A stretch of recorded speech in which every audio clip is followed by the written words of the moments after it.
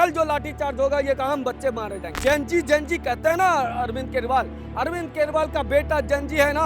कहो कल सड़क पे आने के लिए, आंदोलन करने के लिए, नेपाल बनाने के लिए। अपने बच्चे को लिए तो तुम ट्रेड मिल वाली कंपनी खुलवाओ। ये कह रहे हैं हम राजनीतिक दल हैं, हम राजनीति करेंगे। इनका उसी प्रेस कॉन्फ्रेंस का हॉल बुक कौन करवाता है?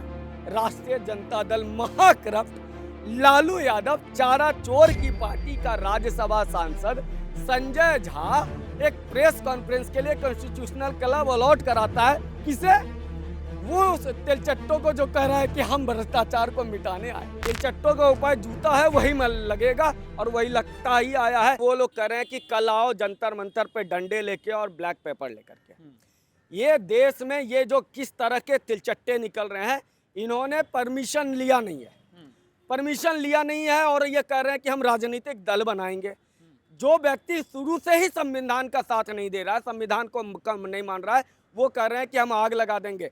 आज मैं ऐलान कर रहा हूं कि लाल किले पे तिरंगा का अपमान जो किया गया था, उस समय से जनता भरी हुई है। कहीं ऐसा ना करो कि आज जो अभिषेक बनर्जी पे अंडे फूट रहे हैं, वो इन नेताओं के, इन जो तिलचट्टों के संरक्षकों पे अंडा मारना शुरू कर दे दिल्ली की जनता। ये पत्थर ना मारना शुरू कर दे, क्योंकि लाल किले पे तिरंगा का अपमान देश ने स्वीकार कर लिया। क्योंकि उस समय किसान के नाम पर हमने स्वीकार तो कर लिया, लेकिन वो किसान कौन से थे जो तिरंगा का अपमान कर रहे थे? लेकिन आज अगर ये तिलचट्टे करेंगे तो इनको वहीं से किया जाएगा जो हम अपने घरों में तिलचट्टे एक साथ करते हैं, जूते से रौंदे जाएंगे। और ये बात मत समझिए कि देश में लोकतंत्र, अरे लोकतंत्र को उस समय बचा लिया जब इंदिरा गांधी थी, जो फेस था, जिसके पास आईबी थी, जिसके पास संजय गांधी था, जिसके पास बंसीलाल थे, जिसके पास शुक्ला थे, ऐसे जिसके पास पुलिस थी, आईबी थी। तो इन तिलचट्टों के पास क्या उससे लोकतंत्र को कुचलने देंगे? जिन लोगों ने 4 घंटे तक लाइन में लग करके लोकतंत्र को जीवित रखा है, जिन लोगों ने लाइन लग करके वोटिंग किया है, जिन लोगों ने SIR में अपने घर से कागज पत्तर निकाल करके अपना वोट का अधिकार को संरक्षित किया, उस देश का लोकतंत्र ये तिलचट्टे खत्म कर देंगे। ये 4 तिलचट्टे मिलकर के, मैं आपको एक राज की बात बताता हूँ अभी कुछ दिन पहले का, ये किसी भी तिलचट्टों से पूछ लीजिएगा। अभिजीत का जब गया था यहाँ से अमेरिका, उसके लिए जॉब तलाशने की बात चल रही थी, व्हाट्सएप ग्रुप में ये चैटिंग कर रहा था, इसके लिए रोजगार की बात करो। तो फिर यहाँ से एक नेता जो दिल्ली से भगाए गए हैं, उसने कहा है कि एक काम करो, हमें तो सुप्रीम कोर्ट ने लटकार दिया है। उसके बाद यहाँ से खेल शुरू हुआ, जब सुप्रीम कोर्ट ने कहा कि ये तिलचट्टे आते हैं और हमेशा आंदोलन जीवियों को, दरअसल वो आंदोलन जीवियों को तिलचट्टे कहा गया था। आज मैं गहराई से फिर से मैं एक बात दोहराता हूँ, मैं अक्सर सभी चैनलों पे दोहराता हूँ, आपके लोकतंत्र के 4 स्तंभ हैं, कार्यपालिका, विधायिका, न्यायपालिका और मीडिया। मैं मानता हूँ मीडिया को। विधायिका, इन लोगों ने क्या कहा कि ये तो वोट चोरी से बनी है। कार्यपालिका, इन्होंने कहा ये दबाव में है। न्यायपालिका के साथ ये षड्यंत्र अरविंद केजरीवाल ने किया, जब एक महिला जज, जिनका एकदम निष्पक्ष कैरियर रहा, जितनी बोल्ड महिला के, उस पर यह किया गया का ये कॉकरोच, ये शब्द न्यायपालिका से निकला है। और मीडिया को तो इन्होंने गोदी मीडिया पहले ही कह दिया। आपके लोकतंत्र को कुचलने के लिए ऐसे तिलचट्टे सामने आ रहे हैं, क्योंकि अरविंद केजरीवाल के दम नहीं है कि वो आए और दिल्ली में एक सभा कर ले, क्योंकि दम नहीं है राहुल गांधी को कि आए और एक सभा कर ले। ये हमेशा बड़े बाप के बच्चे, या अरविंद केजरीवाल के पिता एग्जीक्यूटिव इंजीनियर, राहुल गांधी के पिता प्रधानमंत्री, लेकिन कल जो लाठीचार्ज होगा ये काम बच्चे मारे जाएंगे। कल ये जेनजी कहते हैं ना अरविंद केजरीवाल का बेटा जेनजी है ना। कहो कल सड़क पे आने के लिए, आंदोलन करने के लिए, नेपाल बनाने के लिए। अपने बच्चे को लिए तो तुम ट्रेड मिल वाली कंपनी खुलवाओगे, शीश महल में भाड़े का ट्रेड मिल लगवाओगे, अपने बच्चे का कंपनी, अरविंद केजरीवाल के बच्चे का भविष्य सुधार ठीक हो जाए। लेकिन देश का बच्चा वो जाकर के ब्लैक पेपर मारे, वो पत्थर चलाए पुलिस पे, वो नेपाल चलाए, वो संविधान को जलाए, वो संसद को जलाए। अरविंद केजरीवाल का बच्चा निकले, और प्रियंका गांधी जी के अभी बेटा है ना जेनजी, बेटी है जेनजी। राहुल गांधी अपने घर के दोनों जेनजी को सड़क पे उतारो, फिर बात करना कि जेनजी आंदोलन करेगा और भारत को नेपाल बनाएगा। आम गरीब के बच्चे, या योगेंद्र यादव के घर के बच्चे निकले, कपिल सिब्बल के घर के बच्चे निकले, जिन लोगों ने भी कॉकरोच, और राजीव शुक्ला जी न्यूज़ 24 पे बहुत चला रहे हैं ना, मैं कहता हूँ उन अपने घर के बच्चों को निकालो। गरीब के बच्चे जेल जाएंगे, या आप ओबीसी का बच्चा विदेश में पढ़े, ओबीसी का बच्चा अय्यासी करे, पैसा कमाए, और गरीब मुसलमान का बच्चा से पत्थरबाजी कराओगे तुम। ये चलाता चाहते हैं ये लोग। इसलिए इस देश को समझना पड़ेगा कि ये किस तरह का बनाना चाहते हैं। अपने बच्चों का भविष्य सुधारोगे और गरीब बच्चों को जो बेरोजगार बच्चे हैं उसको आगे करोगे। ये इस तरह के लोकतंत्र को और किस लिए आगे करोगे? लोकतंत्र को कुचलने के लिए हमने चूड़ियां पहन रखी है क्या? हम जो जाकर के SIR में अपना नाम डलवा करके आए, हम जो यहाँ से जाते हैं बिहार जाकर के वोट करके आते हैं, पैसा खर्चा करते हैं 5,000 रुपया, हम इसलिए कि कोई आएगा तिलचट्टा हमारे लोकतंत्र को खत्म कर देगा। ये देश को ऐसे स्वीकार करना है, करेगा क्या? ऐसे तिलचट्टों का उपाय जूता है वही लगेगा और वही लगता ही आया है। अरे देखो इस देश में क्रांति कैसे नहीं होती है? इन तिलचट्टों अनपढ़ है ना। दरअसल वामपंथियों को पढ़ा लिखा तो मतलब होता नहीं है। वामपंथी कब पढ़े लिखे हो? ये लोगों ने 4 वामपंथी एक दूसरे का उठाने में कह दिया तुम बड़े साहब, तुम बड़े इतिहासकार, तुम बड़े पत्रकार, और सब रामलला मंदिर में सारे इतिहासकार नप गए ना, सबकी सच्चाई सामने आ गई। तो ये बात को समझो, क्रांति कैसे नहीं हुई? तमिलनाडु में टीवी के एक व्यक्ति आया DMK की और AIDMK की सत्ता को उखाड़ के फेंक दिया, क्रांति नहीं है क्या? अभी पश्चिम बंगाल में भाजपा की सरकार बनी, क्रांति नहीं है क्या? केरल में क्रांति नहीं है क्या? और सबसे बड़ी क्रांति तो DK शिव कुमार ने कहूँ सिद्धारमैया को उठा के फेंक दिया, ये क्रांति नहीं है क्या? क्रांति का मतलब हिंदुस्तान में लोकतांत्रिक होता है। ये जो चाइना का मॉडल लाना चाहते हैं ना, और ट्यूनीशिया से श्रीलंका, पाकिस्तान में तो लोकतंत्र रहा ही नहीं, बांग्लादेश में, नेपाल में, हर जगह लोकतंत्र को जो कुचल करके अमेरिका के प्यादे बिठाया गया, ये षड्यंत्र यहाँ पे प्यादे अगर बैठेगा तो प्यादा भी मनमोहन सिंह जैसा बैठेगा, जिसको रिमोट से सोनिया गांधी चलाएगी, वोट डाल के चलेगा। यहाँ रिमोट वाला कार भी अगर बैठेगा तो चुनाव से ही बैठेगा जैसे मनमोहन सिंह बैठे थे। यहाँ पर कोई नेपाल के तरह या बांग्लादेश के तरह अमेरिका का दलाल तो नहीं बैठेगा। ये भारत यहाँ से लोकतंत्र निकला है, इसको कुचलने का प्रयास करोगे तो ना 77 में जरे थे, ना आज डला है, ना। और इस देश में समझिए आज इसको क्यों समर्थन नहीं मिल रहा है।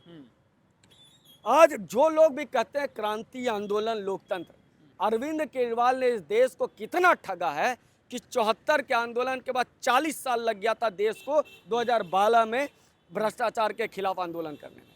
लेकिन आज 40 साल के बाद जो लोग निकले, उस समय लालू यादव भ्रष्टाचारी, मनमोहन सिंह, ये मुलायम सिंह पे आए थे, अधिक संपत्ति का मामला आ गया, सारे नेता करप्ट। और आज जो अरविंद केजरीवाल अन्ना हजारे आंदोलन से निकला, उसमें सारे नेता करप्ट। तो आज अगर कोई सही करेगा तो उसके साथ भी खिलवाड़ होगा। और ये खिलवाड़, ये सच्चाई देश जानता है कि आंदोलनों से कुछ नहीं हो सकता, लोकतांत्रिक तरीके से ही कुछ होगा। ये कह रहे हैं हम राजनीतिक दल हैं, हम राजनीति करेंगे। इनका उसी प्रेस कॉन्फ्रेंस का हॉल बुक कौन करवाता है? राष्ट्रीय जनता दल, महाकरप्ट लालू यादव, चारा चोर की पार्टी का राज्यसभा सांसद संजय झा एक प्रेस कॉन्फ्रेंस के लिए कॉन्स्टिट्यूशनल क्लब अलॉट कराता है। किसे? वो उस तिलचट्टों को जो कह रहा है कि हम भ्रष्टाचार को मिटाने आए।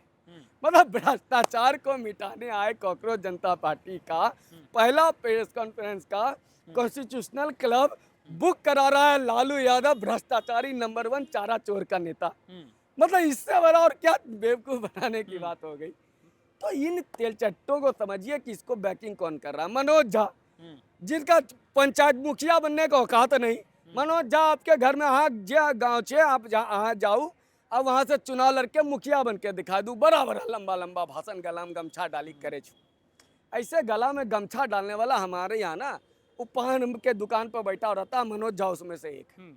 इसी तरह का ज्ञान ये फैलते रहते हैं। अरे आपकी पार्टी खुद एक अलग पार्टी है और आप कह रहे हो दूसरे पार्टी को मंच दे रहे हैं, ये किसको बेवकूफ बना रहे हैं? इसको तो ये कह रहे हैं ना कि ये युवा आक्रोश है, यही बदलाव है और समय के साथ पता लगेगा। ये बदलाव की शुरुआत कल तक मनोज झा जी RJD वाले कह रहे थे युवा मतलब तेजस्वी यादव। आज मनोज झा जी ने कह दिया तेजस्वी तुमसे ना हो पाएगा, नया युवा को लेके आ गए। मतलब मनोज झा जी मान गए ना कि तेजस्वी यादव या तो युवा नहीं है या तो उससे हो नहीं पाएगा। ये बात तो मनोज झा जी बता दें। आक्रोश कहा जा रहा है, युवा दबा हुआ है, देश के अंदर डिक्टेटरशिप जैसी स्थिति है, बार बार ये बताने का प्रयास हो रहा है, इनके द्वारा यही तो बताया जा रहा है कि देश में युवाओं का अधिकार लुप्त हो रहा है। मैं युवा हूँ। मेरे भागलपुर से गोड्डा 50 किलोमीटर पहली बार रेल गया जब मोदी जी आए। मैं युवा हूँ भागलपुर से, दुमका पहली बार रेल गया जब मोदी जी आए। मैं युवा हूँ, मैं मोबाइल का डेटा, मेरा भाई रहता है ऑस्ट्रेलिया में, वो मेरा एक दोस्त रहता है कनाडा में, अमेरिका में, वो कह रहा है 2,500 रुपये का मोबाइल बिल है तुम्हारे यहाँ, वो ऐसे ही भाषा बोलता है, तुम्हारे यहाँ 200 रुपये का रिचार्ज करा करके मोदी चल है, मोदी ये मोदी वो करते रहते हो, यहाँ आ जाओ अमेरिका में 2,500 रुपये का रिचार्ज हो रहा है। देश में सबसे सस्ता डाटा आ गया, मुझे तो 2014 से पहले याद है 200 रुपये का 1 GB मिलता था जी। और आज सस्ता डी में आ गया। तो यहाँ पे आंदोलन करेंगे, घर में बैठ के सोशल मीडिया पे तिलचट्टा चलाएंगे। तिलचट्टों से देश में बीमारी फैली है और वो हमेशा से, आज तो नहीं हो रहा ना, तिलचट्टे मतलब बीमारी। तो इस देश में बीमारी फैलाने के लिए हम उस प्रधानमंत्री मोदी को नहीं छोड़ सकते हैं जो आज घुस के भी मारता है और हमारे घरों तक राशन भी पहुंचा रहा है, उज्ज्वला सिलेंडर भी पहुंचा रहा है, पहली बार छत भी दे रहा है, पानी भी पहुंचा रहा है, रोजगार भी दे रहा है। आज EPFO का डेटा देखिए 8 करोड़ रोजगार। आप कोई सा भी, आप कोई एक पैमाना बता दीजिए कि मनमोहन सिंह और नरेंद्र मोदी के बीच में क्या अंतर है? मगर इसमें तो जो कहा जा रहा है कि युवाओं का एक आंधी आई हुई है, इतनी तेजी से फॉलोअर का यार बढ़ना, ये- इतनी तेजी से मतलब लोकप्रियता का बढ़ना, कहीं ना कहीं तो युवा है, युवा क्रांति चाह रहा है, युवा आंधी चली हुई है जिसमें सारी सत्ता उड़ जाएगी। ये सोशल मीडिया पे मैंने राहुल गांधी जी को फॉलो किया हुआ है, मतलब मैं राहुल गांधी जी को वोट करता हूँ, मैं राहुल जी के लिए आगे आंदोलन करता हूँ। हाँ। मैंने योगेंद्र यादव को भी फॉलो किया था, अब तो खैर हटा दिया, ऐसे इन लोगों को मैं कुछ औकात ही नहीं है। जब शुरू में आया था मुझे लगा बहुत तोप चीज़ है, बाद में पता चला ना। हाँ। मैंने इसमें छोड़ दो और देखते चले जाओ, मैंने ऐसे ऐसे लोगों को फॉलो किया हुआ है जिसके साथ मुझे लेना ना देना। मैंने तो उनको, पवन खेरा जी को भी फॉलो किया हुआ है भाई, जिनकी तपस्या कंप्लीट नहीं हो पा रही थी। फॉलोअर से डेटा चुराया जाता है और ये जिन लोगों ने भी गूगल फॉर्म में भरा था उनका डेटा चोरी हो चुका है। आपको बहुत बहुत धन्यवाद।